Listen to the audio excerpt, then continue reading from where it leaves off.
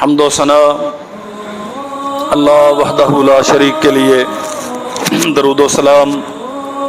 سید الانبیاء جناب محمد رسول اللہ صلی اللہ علیہ وسلم کی ذات گرامی پر۔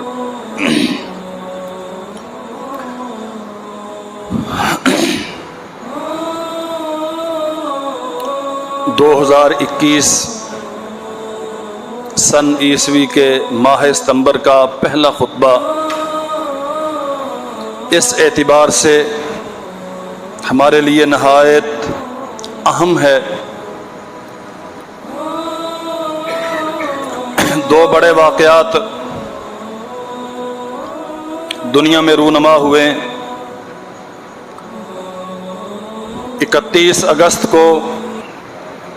قابض امریکی افواج ہمہ قسم کی ذلت و رسوائی کے ساتھ واپس اپنے گھر لوٹ چکی ہیں، اور اللہ ذوالجلال والاکرام نے افغانستان کو آزادی کی نعمت سے سرفراز فرمایا۔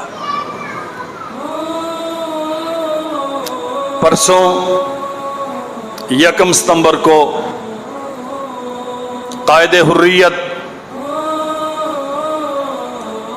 91 سال کی عمر تک مسلسل آزادی وطن کے لیے جنگ لڑنے والا شیر سید علی گیلانی اللہ ذوالجلال والاکرام کی بارگاہ میں پیش ہو گیا۔ ایک تاریخ ہے پوری، ہمارا ایمان ہے کسی کے جانے سے دنیا کا نظام رکتا نہیں ہے۔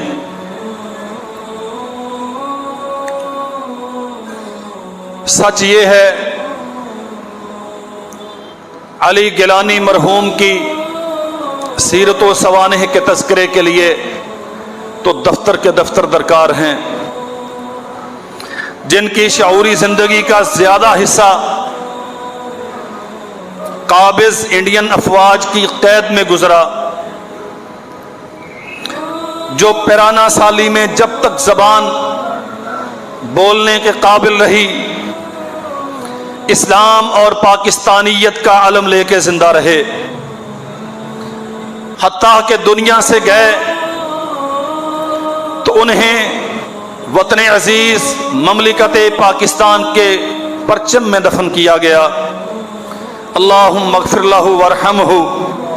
وادخلہ الجنۃ الفردوس۔ اللہ ذوالجلال والاکرام ان کی آخرت بہتر کرے، اور وہ تگ و تاز جس کے لیے انہوں نے اپنی زندگی بتا دی، اللہ تحریک آزادی کشمیر کو کامیابی سے ہمکنار کرے۔ حق و باطل کی یہ کشمکش ہمیشہ سے ہے، ہمیشہ رہے گی، لیکن عزیز بھائیوں فرق ہے، کافر کے پاس آخرت کی کوئی یقین دہانی نہیں ہے، ان کے لیے جنت کی کوئی ضمانت نہیں ہے، ان کی ساری محنت مشقت جتنی بھی وہ تکلیفیں اٹھائیں، قتال کریں، سیاست کریں، وہ سب تب تک ان کے لیے کارآمد ہے جب تک ان کی سانس چلتی ہے۔ دنیا سے جائیں گے، ہمیشہ کی خوفناک اور رسوا کرنے والی جہنم ان کا مقدر ہے، جبکہ ہمارا ایمان ہے ہم جب تک اللہ کی زمین پہ زندہ ہیں، خالص عقیدے کے ساتھ دعوت کے میدان میں ہیں، اگر ہم مخلص ہیں تو ہمارا ایک ایک لفظ اللہ کے ہاں قدر و قیمت کا حامل ہے، اور جہاد کے میدان میں ہر اٹھنے والا قدم ہمیں اللہ کی جنت کے قریب کرتا ہے۔ ہمارے پاؤں کے نیچے سے اٹھنے والی گرد جسم کے جس جس حصے پہ پڑتی ہے، اللہ ذوالجلال والاکرام جہنم کی آگ ان حصوں پر حرام کر دیتا ہے۔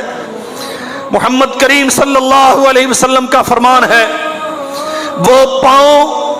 جو جہاد فی سبیل اللہ میں خاک آلود ہوئے، اللہ انہیں کبھی جہنم رسید نہیں کرے گا، اللہ نے ان پہ جہنم کی آگ کو حرام کر دیا۔ ہم اس یقین کے ساتھ جیتے ہیں جب تک اللہ کی زمین پر موجود ہیں اس کے دین کی خدمت کے لیے محنت کریں گے، اور جب یہاں سے جائیں گے تو ایک بہترین مہمان نوازی اللہ کی جنت میں اللہ کے ان بندوں کے لیے ضرور تیار کی گئی ہے۔ اللہ ذو الجلال والاکرام نے قرآن مجید میں سیدنا موسیٰ علیہ السلام کا نمرود کے ساتھ ایک معرکہ بہت تفصیل سے بیان کیا۔ مذاکرات، ٹیبل ٹاک، دعوت دینے گئے ہیں توحید کی، پیغام پہنچانے گئے ہیں اللہ ذو الجلال والاکرام کی وحدانیت کا، اور وہ کہتا ہے جناب موسیٰ علیہ السلام کو، آپ یہ چاہتے ہیں کہ میری حکومت ہتھیا لیں، آپ یہ چاہتے ہیں کہ آپ اور آپ کے حواری مل کے مصر پہ بادشاہت کریں اور ہمیں رسوا کر کے یہاں سے نکال دیا جائے۔ اپنے حواریوں کو بلایا، آؤ سارے مل کے فَأَجْمِعُوا كَيْدَكُمْ ثُمَّ أَتُوا صَفًّا، اجتماع کر کے نیٹو فورسز کا اتحاد لے کے 43 ملکوں کی فوجیں لے کے موسیٰ علیہ السلام کا مقابلہ کریں، اسے گرائیں، اسے ختم کریں، کوئی تدبیر ایسی کریں کہ یہ ہار جائے، دنیا ان کی تہذیب سے، ان کے دین سے متنفر ہو جائے، وگرنہ تمہاری بادشاہت، تمہارے نظام نہیں رہیں گے۔ میرے عزیز بھائیوں، واللہ کتنا حسب حال تبصرہ ہے اللہ ذو الجلال والاکرام کا، اور تا قیام قیامت اپنے ماننے والوں کے لیے اللہ نے قرآن مجید میں یہ امر کر دیا۔ ہر زمانے کا فرعون ہمیشہ یہی کہتا ہے، ہمیشہ یہی سوچتا ہے، اگر یہ آگے تو میں نہیں رہوں گا، میری تہذیب مٹ جائے گی، میری بادشاہت کو زوال ہے۔ فرق ہے، مومن بندہ کبھی بادشاہت کے لیے محنت نہیں کرتا۔ صاحب ایمان کی تغوطاس، دعوت یا جہاد کے جتنے بھی مراحل ہیں، وہ کبھی اس لیے نہیں ہوتے کہ وہ تخت شاہی کا مالک بنے،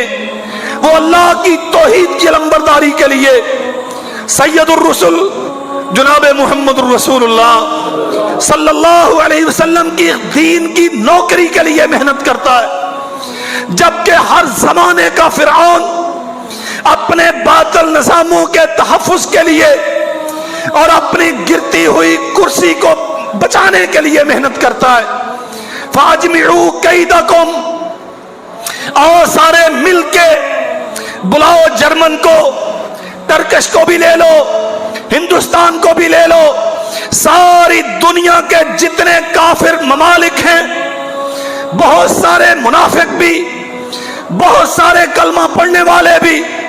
ان کو ساتھ لو اور چڑھ دوڑو افغانیوں پر۔ کیوں؟ بات سمجھیے، وہ آج سے 20 سال پہلے کا منظر، اللہ کی توفیق سے ہم نے تب بھی کہا، ہم آج بھی اسی بات پہ قائم ہیں، اور یہ ہمارا کمال نہیں، جس نے قرآن مجید کو اصحاب رسول صلی اللہ علیہ وسلم کے فہم کے ساتھ سمجھا، وہ اس یقین اور عقیدے پر کھڑا رہا، کوئی مسئلہ نہیں تھا کسی دہشت گرد کا، کوئی مسئلہ نہیں تھا دنیا کے امن کا، کوئی خوف نہیں تھا انہیں کہ طالبان یا یہ جہادی افغانستان کے یہ تل ابیب پہ یا نیو یارک پہ جا کے قبضہ کریں گے۔ خطرہ انہیں یہ تھا،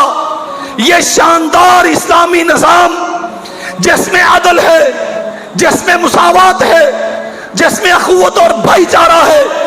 اگر یہ افغانستان کے پہاڑوں سے باہر نکلا تو یہ دنیا کی باطل تہذیبوں کو کھا جائے گا۔